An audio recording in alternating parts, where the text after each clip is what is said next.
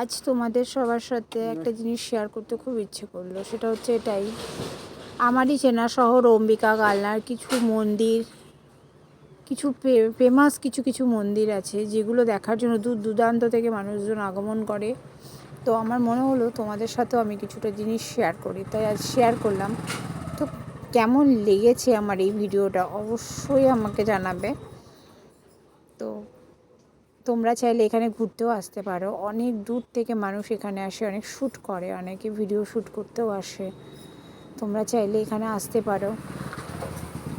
শহরটা খুব সুন্দর।